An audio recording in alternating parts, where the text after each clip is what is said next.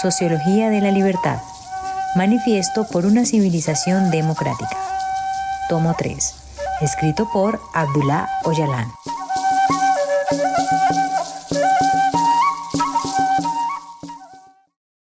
Capítulo 9.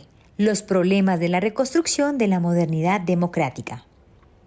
El aspecto más trágico de las revoluciones modernas es que son víctimas del modernismo al cual contribuyen. Estas revoluciones, cuyo fallo común es la incapacidad de analizar sus relaciones y contradicciones con el modernismo, pensaron que pese a ello podrían perseguir con éxito sus objetivos. Por eso, estas revoluciones, con su contenido utópico, no pudieron hacer más que perderse en las frías y calculadoras maniobras de la modernidad. La conclusión general a extraer de los 5.000 años de civilización, particularmente de los últimos 400 años de modernidad, es que el factor principal del fracaso de todas las resistencias y revoluciones ha sido la incapacidad de distinguirse del sistema al que se oponían y de establecer su propio sistema. Evaluaron las civilizaciones y la modernidad utilizando un enfoque monista y las consideraron sinónimos de la vida universal a la que hay que adherirse. Aunque innumerables movimientos de resistencia destruyeron varias civilizaciones, al éxito le siguió la formación de una nueva versión de la civilización anterior. Aquí nos encontramos con la fuente de poder de la civilización. Todas las personas, incluidas las grandes revolucionarias, son hijas de la revolución de su tiempo. Sus verdaderos padres y madres son la era en la que viven. No lo digo con fatalismo, simplemente quiero subrayar que ya se trate de 5.000 o de 400 años, si no se supera este error fundamental, ni las revoluciones con los discursos y las acciones más radicales podrán evitar el fracaso. No podemos decir que la resistencia social y las revoluciones no hayan dejado un legado. Si ese legado no existiera, nuestras vidas no tendrían sentido. Sin embargo, incluso la crisis de la modernidad capitalista, muy segura de sí misma, demuestra que no estamos para nada cerca de la raíz de los problemas ni de resolverlos. Solo el hecho de que haya perdurado mucho tiempo no hace que un error sea menos grave o que un problema deje de serlo. Mientras sea así, los sueños de igualdad, libertad y vida democrática seguirán siendo una utopía. Al ajustar cuentas con la historia de la civilización y la modernidad en mis escritos de defensa, también estoy haciendo una profunda autocrítica y tratando de presentar mi propia alternativa por insuficiente que sea. Debo hacerlo para ser coherente. Las ciencias sociales eurocéntricas no muestran tal coherencia. Aún hablamos de una era sin precedentes de la ciencia, pero somos incapaces de superar el salvajismo de la guerra. Bajo tales circunstancias, es ilegítimo utilizar el arma del cientificismo para criticar la antigüedad. Es necesario buscar una ciencia legítima, y ese es el objetivo de mis esfuerzos. Lo que dije sobre la civilización y la modernidad no debe considerarse una exageración. No hay duda de que cuando los profetas usaron la palabra de Dios para criticar las órdenes de Nimrod y el faraón, estaban siendo totalmente sinceros. Pero quienes pensaron que estaban siguiendo los pasos de los profetas, al final siempre han construido nuevos órdenes de Nimrod y de los faraones, que superaban a los anteriores. Se puede ver el poder de estas civilizaciones en la forma en que los sultanes, los shahs y los monarcas han caído prisioneros del mismo orden. Tener buenas intenciones y creer que sigue los pasos de los profetas no te librarán de someterte al sistema de Nimrod y los faraones. Marx, Lenin y Mao fueron sinceros al enfrentarse al capitalismo.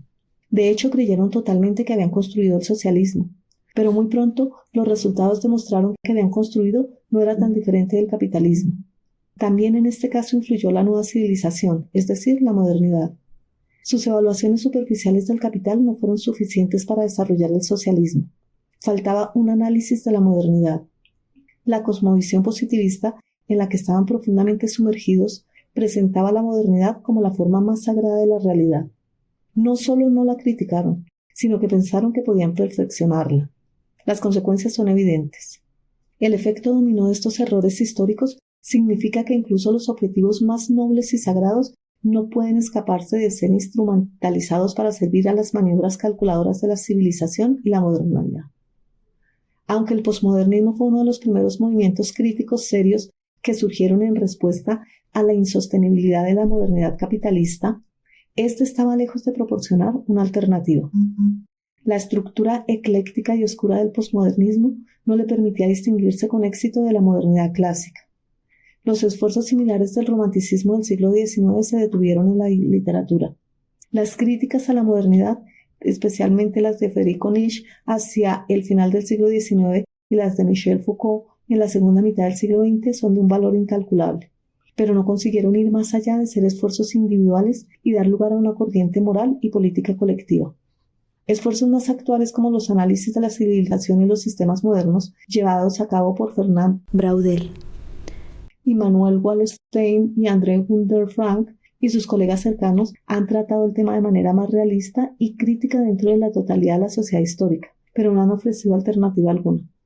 La civilización y la modernidad se consideran sistemas cíclicos cerrados que existen inevitablemente, y a pesar de la crítica exhaustiva, las reflexiones sobre posibles alternativas nunca pasaron de unas pocas frases.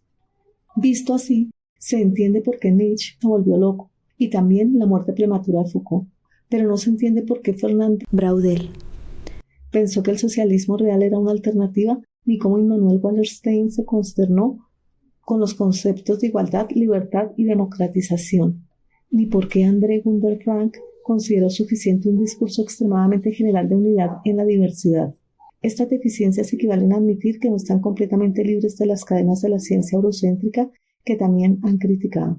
Mi análisis crítico del tema y mis propuestas de alternativas en términos de mi defensa pueden parecer mi propia adjudicación del centro de la antigua civilización y su representante actual, la modernidad capitalista. Y eso en cierto sentido es así. Sin embargo, creo que si la gente no es capaz de analizar sus propias convicciones, no estarán en condiciones de intentar formular una conciencia sólida. No estoy refiriéndome estrictamente a una pena de prisión, sino que hablo de la convicción social general de que la civilización y la modernidad han impuesto la vida libre. La primera condición para que la ciencia tenga sentido es que los agentes que la llevan a cabo hagan un autoanálisis y adopten una posición práctica. De otro modo no podrán liberarse de utilizar el conocimiento adquirido, la ciencia, como capital intelectual en el mercado, dedicándose así a la ciencia de los gobernantes. La esencia de mi crítica gira en torno a que el sistema de civilización de 5.000 años, incluido el sistema jerárquico aún más antiguo, tiene su origen en la acumulación de capital y el poder establecido sobre la sociedad agraria rural y las comunidades nómadas en las áreas rurales y la artesanía y la mano de obra esclavizada de las ciudades. Esta realidad ha permanecido esencialmente inalterada hasta el presente. Estos monopolios del poder y el Estado, que han tomado varias formas como comercio, dinero e industria, han permanecido inalterados. La historia de la civilización se basa tanto en guerras entre monopolios por sus respectivas cuotas como en las guerras que libran juntos contra fuerzas contrarias. Más allá están las guerras de hegemonía ideológica y los juegos y artificios para la usurpación del valor social mediante la guerra y a través del poder. El periodo de la civilización capitalista, es decir, la modernidad, es el momento más avanzado de este sistema. El centro-periferia, la competición hegemónica y los altibajos de crisis característicos de este sistema estuvieron presentes desde el principio. El periodo de la modernidad, en el momento particular en que el capital financiero desempeña un papel hegemónico, denota la crisis estructural más profunda. Sugiero que la solución alternativa se busque en la conciencia y los movimientos de la naturaleza social de todas las fuerzas que se han posicionado en oposición dialéctica a las fuerzas conectadas con el surgimiento de la jerarquía, los diversos periodos de civilización y la historia del modernismo marcada por el capitalismo. Ninguna versión de la historia oficial de la civilización ofrece solución alguna a estas fuerzas opositoras. Si las luchas sociales no han conseguido llevar a la práctica sus utopías de igualdad y libertad, eso se debe principalmente a que han utilizado las mismas armas, el poder y el Estado, que la civilización que se estaba desmoronando, y han concebido el futuro que quieren construir como poco más que una versión diferente de esta civilización.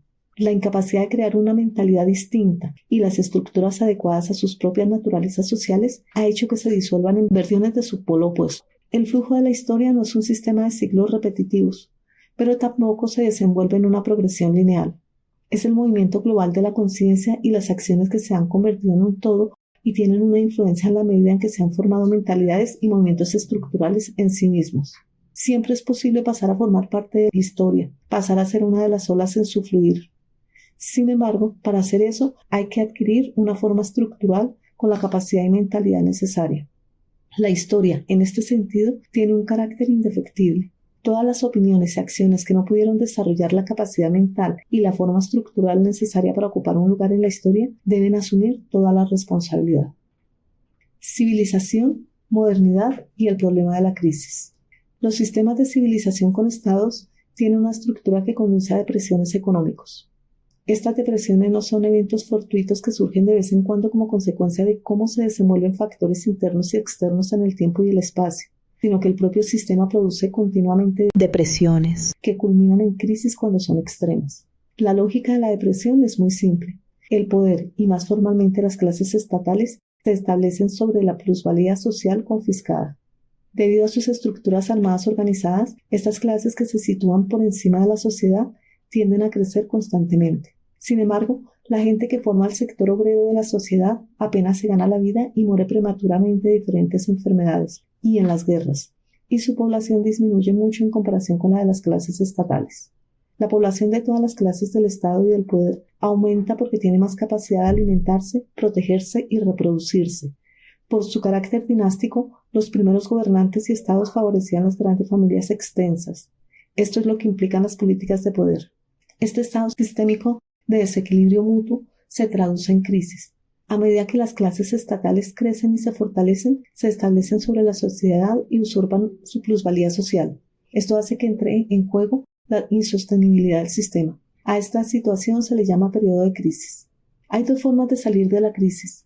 La primera es que la fuerza que destruye a sus rivales en la escalada de las guerras por la hegemonía surja como un nuevo hegemón. Este nuevo poder hegemónico confisca lo que tienen sus rivales y los aplasta en el proceso, superando así la crisis, al menos de momento hasta que aparezcan nuevos rivales. La segunda opción, que a menudo se solapa con la primera, es producir de manera eficiente y aplicar técnicas comerciales e industriales para aumentar la producción. Un sistema hegemónico que aumenta su producción puede asegurarse un periodo de prosperidad en lugar de uno de depresión. Las civilizaciones antiguas, por ejemplo, experimentaron extensos periodos de depresión intercalados con periodos de estabilidad. Hubo muchas crisis en intervalos que oscilaron entre 200 y 1000 años. Generalmente cada gran periodo de crisis provocaba un cambio dinástico y un desplazamiento del centro. Esto puede verse claramente desde las civilizaciones sumeria y egipcia en adelante. Las crisis medievales compartían un ritmo similar, pero su duración era generalmente más corta. De media, estas crisis duraban entre 100 y 150 años. Las crisis del sistema capitalista, aunque en línea con la tendencia general esbozada anteriormente, tienen sus propias peculiaridades. Inicialmente, los monopolios monetarios y comerciales desempeñan un papel destacado, pero su relación con la producción es limitada. En cambio, el dinero se utiliza ampliamente en la economía. El significado del dinero ha aumentado enormemente debido a la mercantilización del comercio, que se ha convertido en una característica dominante. Con el tiempo, el monopolio del dinero y del comercio se concentra en unas pocas manos. En estas circunstancias, el poder adquisitivo de la sociedad disminuye por falta de dinero. Como resultado, los productos se quedan sin vender, lo que pone en marcha una depresión que inicialmente se experimenta como crisis de sobreproducción. El exceso de producción no puede venderse y debe destruirse. Mientras tanto, la mano de obra que no tiene poder adquisitivo por la escasez de dinero cae en la pobreza y el hambre. Lo contrario también puede experimentarse con relativa rapidez. La producción que no aporta dinero disminuye aún más y el dinero disponible pierde aún más su relación con la producción. Al final hay mucho dinero, pero poca producción. El aumento del coste de la vida, inflación, crea una nueva crisis. La salida de ambas crisis, además de la vía tradicional de las guerras hegemónicas, es aumentar el gasto del Estado y crear un nuevo sector asalariado para hacer frente al exceso o a la deficiencia de producción, según el caso. Tales crisis se han extendido y solapado entre ellas a lo largo de los últimos 400 años de hegemonía capitalista. Los intervalos entre crisis se han reducido entre 50 y 100 años. Las guerras por la hegemonía se han vuelto más polifacéticas, intensas y duraderas que en periodos anteriores de la civilización. En estas guerras participaron tanto monopolios nacionales como internacionales. Siempre ha habido guerras locales y regionales, pero ahora estamos asistiendo por primera vez a una guerra de alcance mundial. Pero aún más serio es que la propia sociedad se ha visto cada vez más militarizada por el Estado-nación y sumergida de lleno en una especie de guerra. Tiene sentido calificar a la sociedad actual de sociedad en estado de guerra. El estado de guerra se impone de dos maneras. En primer lugar, el poder y el Estado controlan, oprimen y vigilan cualquier sociedad en la que se hayan envuelto. En segundo lugar, la tecnología de la información, monopolios mediáticos que se ha desarrollado como resultado de la revolución cualitativa de los últimos 50 años, ha sustituido la sociedad real por una sociedad virtual. Ambos estados de guerra pueden calificarse de sociedicidio. Estos sociedicidios, además de la práctica ya más limitada de los genocidios, preparan el fin de la naturaleza social al ser más intensos y continuos. Quizás seguirán existiendo criaturas similares a los seres humanos, pero serán una turba fascista o una masa parecida a un rebaño. Las consecuencias del sociedicidio son mucho más graves que las del genocidio y se traducen en la pérdida de la naturaleza moral y política. Lo demuestra el hecho de que las masas humanas no sientan responsabilidad de actuar siquiera ante las catástrofes sociales y ecológicas más graves. No cabe duda de que estamos en una situación que es algo más que otra depresión o crisis. A riesgo de repetirme, podría ser útil resumir cómo hemos llegado a este punto de manera que se entienda mejor la situación general. Clases y poder. La historia desde que se estableció la primera jerarquía de poder y la soberanía estatal hasta hoy, de alguna manera, es la historia del crecimiento acumulativo, de efecto multiplicador del poder. Las luchas por el poder son la esencia de la historia de la civilización siempre y en todas partes. Los conflictos locales y las guerras mundiales, las guerras tribales y las guerras nacionales, las guerras de clase y las religiosas, todas han resultado en el aumento del crecimiento acumulativo del poder. La proliferación de poder significa el desarrollo de una clase parasitaria que vive del valor social. La administración, que formaba una jerarquía limitada al principio, con su experiencia y conocimientos, en ocasiones hizo importantes contribuciones a la sociedad. Pero cuando se transformó en el Estado, se convirtió en casta.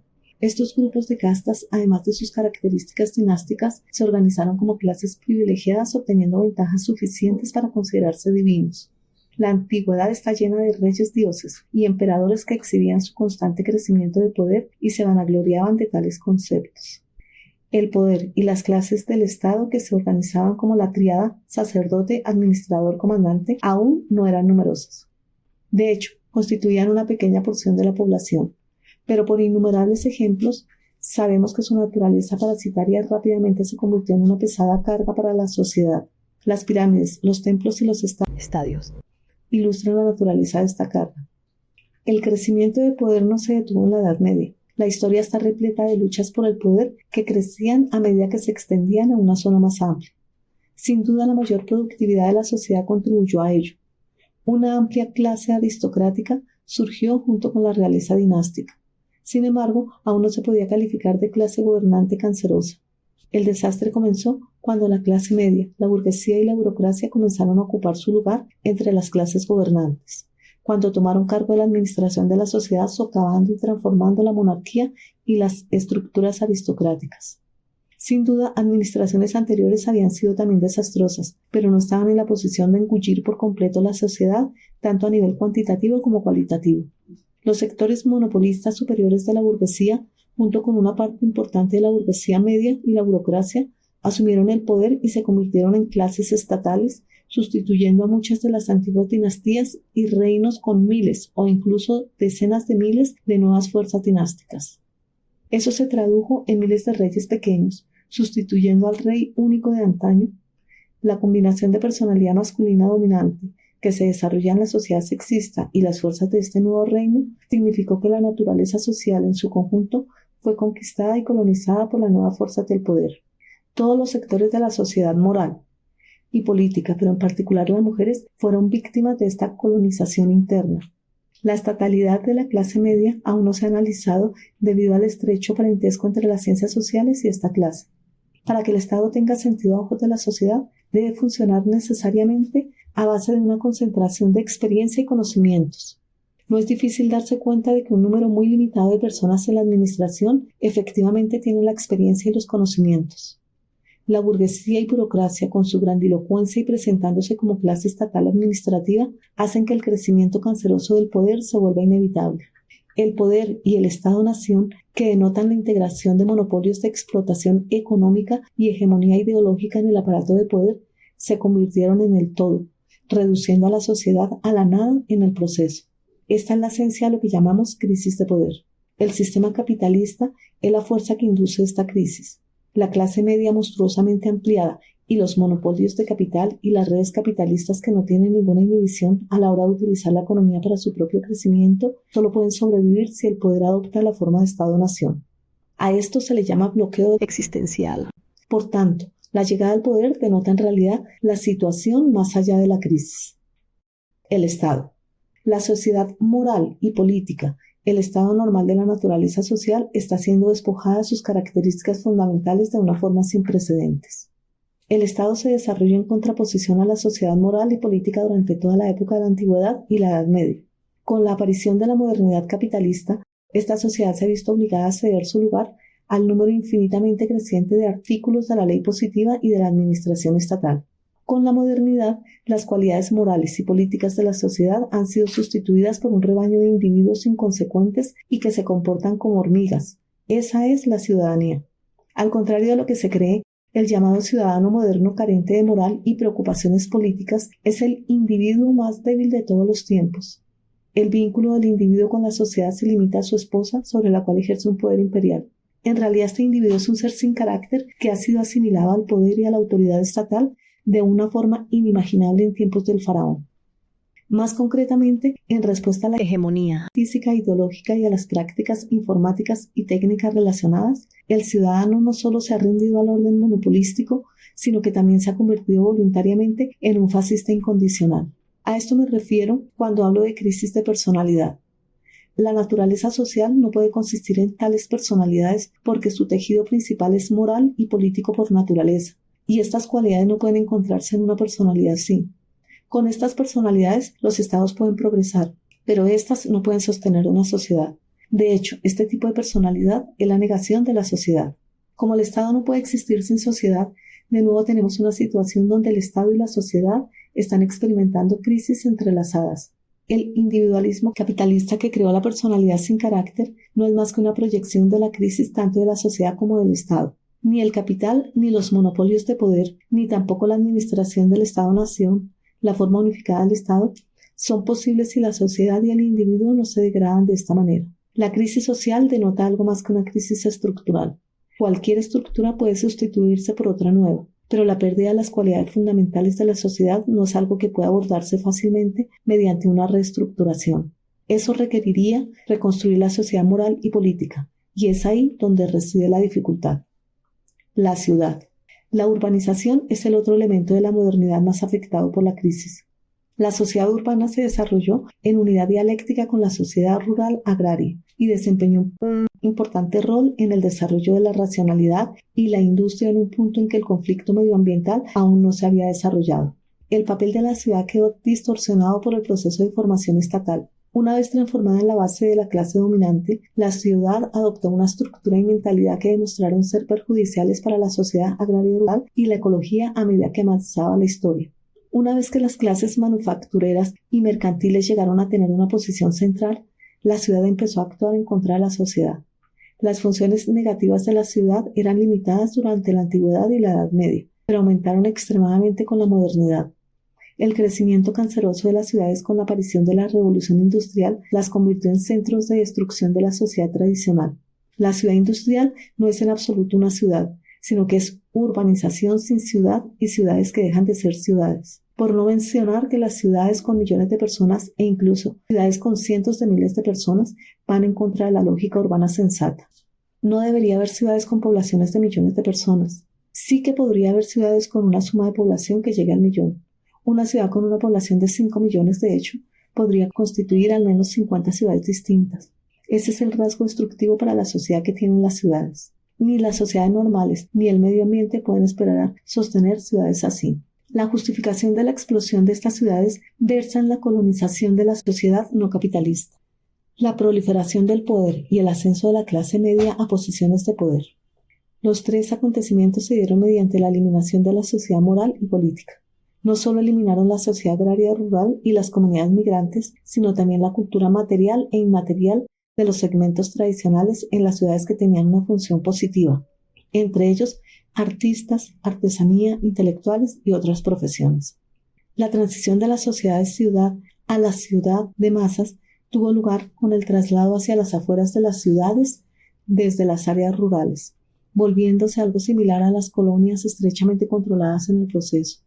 El monopolio del Estado y el capital devoró la ciudad y la ciudad engulló las áreas rurales. En lo que respecta a la sociedad, que de hecho no es una sociedad, ha engullido al medio ambiente.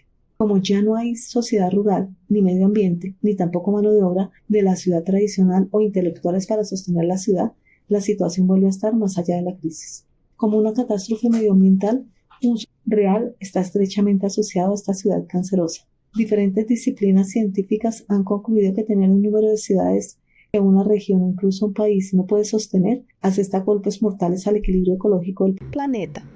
Los indicadores de esta liquidación de la sociedad son la destrucción del tejido moral y político de la sociedad a manos de la clase media dominante con su crecimiento canceroso, la proliferación de masas desempleadas y una creciente multitud de ciudadanos irresponsables. El monopolio y la crisis. El creciente poder hegemónico de los monopolios antieconómicos ha subordinado los recursos económicos a la acumulación del lucro y el capital, apartando a la sociedad del objetivo de satisfacer sus necesidades básicas. Contrariamente a la opinión popular, el capitalismo no es el sistema económico más productivo, sino un monopolio antieconómico. Las depresiones económicas sistémicas lo demuestran. A pesar de todas las tesis desarrolladas por la economía política para demostrar lo contrario, las redes del monopolio capitalista han transformado la economía de un sistema de producción que satisface las necesidades humanas básicas a un sistema que continuamente procura la acumulación de lucro y capital incomparable con todo lo que le precedió en la historia. Los avances en ciencia y tecnología tienen el potencial de satisfacer las necesidades humanas básicas.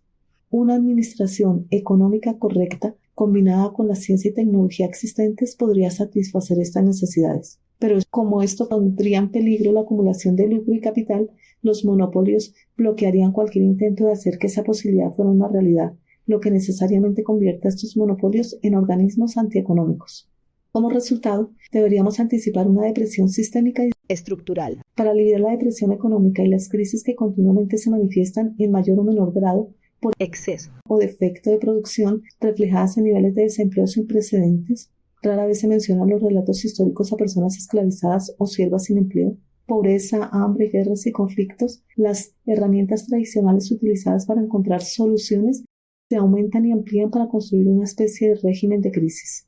Las posiciones antieconómicas adoptadas por los monopolios necesitan de este régimen de crisis porque no hay otra manera de gobernar. Para dejarlo en claro, la administración del Estado-Nación es un régimen de crisis extraordinario. Impedir que la sociedad sea ella misma y transformarla en una masa fascista en forma de rebaño no es un método exclusivo de Hitler, sino que es algo implícito al carácter militarista del Estado-Nación. Como no hay otro modo de sostener el orden monopolista, el Estado-Nación, que es la forma de poder que encapsula a la sociedad al mayor nivel posible y penetra todos sus poros, debe convertirse en un régimen de crisis. Crear una nación es un objetivo secundario. El nacionalismo, por otro lado, junto con otros elementos ideológicos, es una condición indispensable de este tipo de administración. Distinguir entre la depresión comercial, industrial y financiera es un modo común de analizar los monopolios capitalistas. Además, las fases extremas de depresión y prosperidad están lejos de reflejar la esencia del sistema. Las dicotomías centro-periferia y hegemonía-competencia, así como los altibajos de las crisis, no reflejan la esencia del sistema. Por supuesto, todos estos factores desempeñan un papel en la evolución de las depresiones. En particular, es cierto que la fase hegemónica del monopolio financiero es el periodo en el que la crisis se vuelve más obvia. Pero si no entendemos que el sistema es antieconómico, estos factores no tendrán mucho sentido, algo que cualquier análisis debe tener en cuenta. La ecología. El estallido de la crisis ecológica durante la modernidad no es una coincidencia. Es estructural y está relacionada con la naturaleza antieconómica del sistema. El equilibrio biológico se consigue esencialmente a través de la relación simbiótica entre especies. El elemento biológico de la inteligencia universal lo garantiza. Anteriormente definí la vida como la realización y desarrollo de la diversidad. El equilibrio biológico depende de tal diversidad. También toqué el tema del vínculo entre la formación de la diversidad y la capacidad de ser libre y escoger.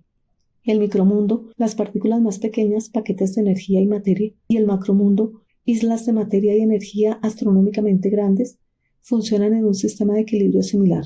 La relación causal que crea la diversidad no se investiga aquí y por ahora nos contentaremos con afirmar, es porque lo son. Tal vez seamos incapaces de comprender la verdad debido a nuestra falta de conocimientos y a nuestras ideas erróneas sobre la ciencia. La naturaleza social humana está sujeta a esta regla universal en su relación con el entorno. La humanidad, con una naturaleza de la más flexible inteligencia, es la especie viva más avanzada por su capacidad de ser libre y decidir.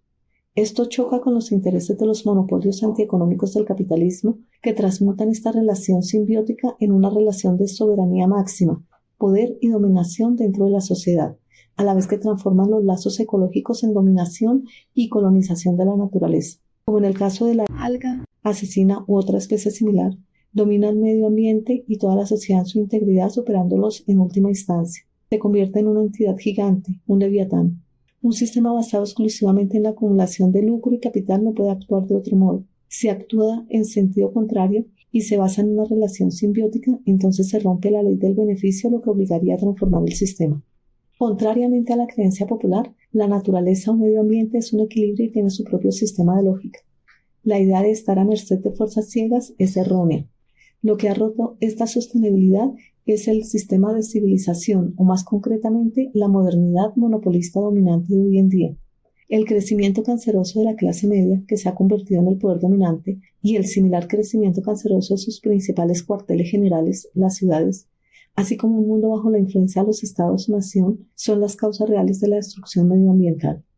La destrucción es el resultado de luchar contra estructuras de la naturaleza social, cargadas de inteligencia flexible y de transformar la relación simbiótica con la naturaleza en una relación de dominación y colonialismo. Hay un vínculo muy estrecho entre las crisis sociales, más conocidas como sociedicidios, y las crisis ecológicas. Las crisis experimentadas en ambas áreas se retroalimentan constantemente. El lucro monopolista inevitablemente conduce a un aumento de la población, el desempleo, el hambre y la pobreza, y para superar este desempleo, hambre y pobreza, la población creciente recurre al medio ambiente y lo destruye en el proceso. El bosque, la flora y la fauna nunca han enfrentado una amenaza mayor. Este ciclo se traduce en más lucro para los monopolios. A medida que este ciclo continúa, la población llega a 10.000 millones y continúa creciendo, la capacidad del mundo para sostenerse se disipará por completo. Así es como llegaremos al tan esperado día del juicio final. Al igual que el crecimiento sano y el crecimiento canceroso que conviven a nivel celular en nuestro cuerpo, crean caos y conducen al cáncer y la muerte, de manera similar, el crecimiento del lucro del monopolio inhibe un crecimiento sano a todos los niveles de la naturaleza social, acelerando avances sociales y medioambientales cancerosos. Además, la evidencia médica muestra que el cáncer que sufren los seres humanos es el resultado de estos cánceres sociales. La capacidad de la especie humana, especie con el mayor nivel de inteligencia flexible para ser libre y elegir probablemente, no es menor que la de una hormiga. ¿Alguna vez se ha visto a una hormiga sin trabajo? ¿Por qué es el desempleo una plaga humana a pesar del nivel actual de inteligencia? Si la ley de rentabilidad no se cumpliera, los ajustes ecológicos por sí solo crearían suficientes oportunidades de trabajo para eliminar todo el desempleo. El empleo ecológico ayudaría a salvar el medio ambiente y podría acabar con el desempleo de una vez por todas.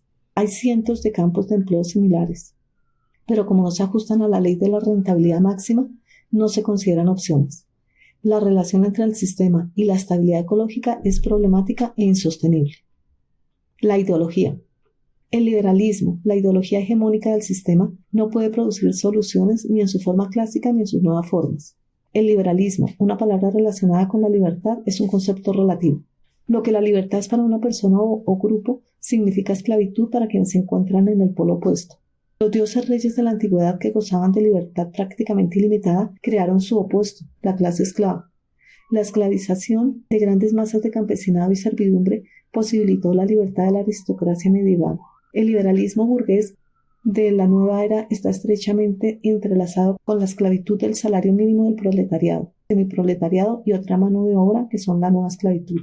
Mientras que el liberalismo oficialmente significa libertad para todas las clases del Estado-nación, para la ciudadanía el empleo significa nueva esclavitud, trabajo no remunerado, pobreza, hambre, desigualdad, falta de libertad y privación de la democracia. Debemos entender que el liberalismo no es libertarianismo en su sentido estricto. Hegel veía al Estado como el mejor medio para conseguir la libertad, pero al final esta libertad estaba reservada para las clases que controlaban el Estado y la burocracia. Dicho de otro modo, la libertad máxima para los monopolios económicos y de poder, las élites, se traduce en todo tipo de esclavitud para el resto de gente. Es importante reconocer que el liberalismo es una ideología. Definirlo como individualismo o libertarianismo es inadecuado. El liberalismo como concepto surgió junto al famoso lema Liberté, Égalité, Fraternité, conceptos de libertad, igualdad y fraternidad de la Revolución Francesa. Es un concepto de centro que tiene al conservadurismo a su derecha y a demócratas primero y después a socialistas a su izquierda. Adoptó una apariencia suave, argumentando a favor del cambio de sistema monopólico capitalista a través de la evolución y no de la revolución. El conservadurismo estaba totalmente en contra del progreso, ya fuera mediante evolución o mediante revolución. Defendía fervientemente la monarquía, la familia y la iglesia. Tanto socialistas como demócratas pensaban que las revoluciones eran necesarias para acelerar el cambio. Todas las tendencias tenían la modernidad como denominador común. Puede que todas tuvieran una objeción u otra, pero al fin y al cabo todas las ideas giraban en torno a la modernización. Para ser modernista solo se necesitaba experimentar una transformación en el sentido más general. La vida moderna que se basaba en Europa, cuyos cimientos se depositaron con la urbanización y se hicieron avanzar mediante el Renacimiento, la Reforma y la Ilustración, representaba el horizonte común de las tres ideologías principales. La cuestión que faltaba determinar era qué ideología y partidos, qué metodología y prácticas, qué acciones y guerras harían avanzar mejor hacia ese horizonte. El liberalismo entendió la situación a la perfección. Comprendió que la modernidad se estaba desarrollando con el sello del capitalismo y que iba a continuar haciéndolo. Manipuló rápida y hábilmente las ideologías y estructuras tanto a su derecha como a su izquierda, dividiéndose en liberalismo de izquierdas y derechas. Mientras que el liberalismo de derechas neutralizaba el conservadurismo y lo convertía en una de sus alas, el liberalismo de izquierdas posicionó parcialmente a demócratas y socialistas como su apoyo. Así es como el liberalismo se apoderó de la posición central. En cada crisis que se intensificaba, era capaz de posicionar a uno u otro como apoyo para consolidar su posición. El aburguesamiento de aristócratas y la socialdemocratización de un buen número de trabajadores concesionados se llevaron a cabo a lo largo del régimen de crisis. Apartar una modesta parte de los beneficios del monopolio era suficiente para lograrlo. De esta manera, no solo se neutralizó a los oponentes del sistema de los siglos XIX y XX, sino que fueron reducidos a un poder de reserva permanente para la gestión del sistema en crisis. Así es como se estableció la hegemonía ideológica del liberalismo. El liberalismo hizo uso de 4 variantes ideológicas importantes para mantener su hegemonía ideológica. Primero, se utilizó el nacionalismo de manera efectiva. El nacionalismo era el aliado número 1 del liberalismo, tanto para legitimar las guerras internas y externas como para facilitar la construcción del Estado-nación. De hecho, es el primer anillo de una cadena ecléctica. El liberalismo ha ganado mucha experiencia superando las peores crisis, avivando el sentimiento nacionalista. El nacionalismo se convirtió en una ideología sagrada similar a una religión. La tapadera que proporcionaba el nacionalismo no solamente servía para superar fácilmente las crisis, sino que también proporcionaba a los monopolios una forma de encubrir sistemas más explotadores y corruptos. Segundo, la ideología religiosa tradicional se volvió nacionalista. Bajo su hegemonía, el liberalismo nacionalizó las religiones tradicionales despojándolas de sus rasgos morales y políticos, o más precisamente las convirtió en religiones nacionales. Los sentimientos religiosos profundamente arraigados y que fácilmente adoptaban un carácter nacionalista han desempeñado un papel igual de importante o incluso más al crear cohesión en la sociedad. A veces ambas ideologías se han solapado al intentar construir una nación sobre una base étnico-religiosa. Las ideologías judía e islámica fácilmente se sintieron identificadas con el nacionalismo. Otras religiones, el cristianismo, las religiones de Asia Oriental, antiguas tradiciones religiosas de África, no tardarían mucho tiempo en ponerse al día. El liberalismo utilizaría la religión para canalizar e integrar el legado de cultura inmaterial a la civilización capitalista que ya había heredado la cultura material de la civilización. El papel de las ideologías nacionalistas religiosas no puede ignorarse en la superación de los niveles insostenibles de crisis sistémica. Tercero, la ideología del cientificismo positivista hizo una gran contribución al liberalismo como variante filosófica. La ideología positivista se benefició de la reputación favorable de las ciencias naturales y desempeñó un papel de liderazgo al influir en las ideologías tanto de izquierdas como derechas. Se integra fácilmente en diferentes ideologías como etiqueta científica, dando lugar a grandes distorsiones. En particular, dejó su marca en las ideologías de izquierdas emergentes con el liderazgo del socialismo real. El cientificismo político hizo que cayeran en la trampa del modernismo capitalista. El fascismo, que extrajo todo su poder del cientificismo positivista, era la corriente destacada de la derecha. De esta manera, el positivismo ofreció un abanico de opciones ideológicas al liberalismo, desde la extrema izquierda hasta la extrema derecha. El liberalismo recurre a las opciones de izquierda y de derecha según las necesidades, utilizándolas siempre y en todas partes al máximo para superar las crisis estructurales del sistema. Cuarto, durante la era del liberalismo, el sexismo se ha desarrollado ideológicamente en mayor grado y se ha utilizado con más frecuencia. El liberalismo que se hizo en una sociedad sexista no solo se conformó con transformar a las mujeres en mano de obra no remunerada, consiguió más convirtiéndolas en mercancías, como objetos sexuales y poniéndolas en el mercado. Mientras que con los hombres únicamente se mercantilizaba su trabajo, con las mujeres se mercantilizaban por entero sus cuerpos y sus almas. Se estaba construyendo la forma más peligrosa de esclavitud. Ser menospreciada como nada más que la esposa de un marido somete a una mujer a una explotación limitada, pero mercantilizar su personalidad entera la convierte en una esclava que vive en condiciones peores que las de los esclavos del faraón. Estar abierta a ser la esclava de todo el mundo es mucho más peligroso que ser la esclava de un estado o de un individuo particular. Esta es la trampa que la modernidad les ha puesto a las mujeres. Está hecha para aparentar que a las mujeres se les ha abierto la vía a la libertad, cuando en realidad han sido degradadas hasta convertirlas en los instrumentos de explotación más despreciables. Como vehículo para la publicidad, el sexo y la pornografía, las mujeres son instrumentos básicos de explotación. Puede afirmarse sin reparos que las mujeres cargan con el peor peso para sostener el capitalismo. Para el sistema, las mujeres desempeñan un papel estratégico en la reproducción del poder y la explotación. Los hombres, como representantes del Estado en la familia, sienten que tienen la responsabilidad y la autoridad de explotar y controlar a las mujeres. Al actuar como extensión de la opresión tradicional de las mujeres, los hombres se transforman en un componente de los aparatos de poder. De este modo, la sociedad piensa que se ha convertido en el máximo poder. El estatus de las mujeres da a la sociedad de dominación masculina una sensación y una idea ilimitada de poder. Por otro lado, las mujeres trabajadoras, las propias mujeres a quienes se les exige pagar el precio de todos los desarrollos negativos, desde el trabajo concesionado al desempleo y desde el trabajo no remunerado al trabajo con sueldo mínimo. La ecléctica ideología sexista del liberalismo no solo distorsiona la situación y la refleja de forma diferente, sino que también genera una serie de variedades ideológicas elaboradas para las mujeres. Es como si las mujeres estuvieran hechas para esposarse con su esclavitud voluntariamente. Con la explotación de las mujeres, el sistema no solo supera su crisis más grave, sino que también procura y asegura su existencia. Las mujeres son la nación colonizada más antigua y también la más reciente en el conjunto de la historia de la civilización y en la modernidad capitalista en particular. Si existe una crisis insostenible en todos los aspectos, la razón clave es la colonización de las mujeres.